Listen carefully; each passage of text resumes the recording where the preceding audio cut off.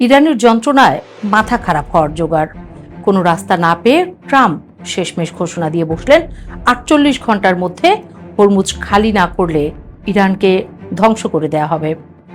এরপর সারা পৃথিবী যেন সর্বনাশের অপেক্ষায় বসেছিল। পারমাণবিক বোমা ছুটতে যাচ্ছে যুক্তরাষ্ট্র, অভ্যাস তো আছে বই কি, কিন্তু ইরান ওদিকে নির্ভর। রীতিমতো ট্রাম্পের হুমকিকে মশকরা বানিয়ে ইরান বলল, তোমাকে বহিষ্কার করা হলো ট্রাম্প। তারপর সেই আলটিমেটামের ৪৮ ঘন্টা শেষ হওয়ার আগেই ট্রাম্প ঘোষণা দিলেন, ইরানের বিদ্যুৎ কেন্দ্র ও জ্বালানি অবকাঠামোতে কোনো ধরনের হামলা চালাবে না আমেরিকা। ট্রাম্পের হুঙ্কারকে রীতিমতো মশকরায় পরিণত করল ট্রাম্প নিজেই।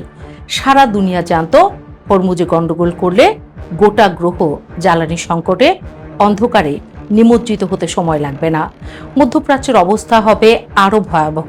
তাই ট্রাম্প যদি হামলা করেই বসেন, শেষমেশ সেই ভাবনায় অস্থির ছিলাম আমরাও। কিন্তু আপাতত সেই চিন্তা না করলেও চলছে।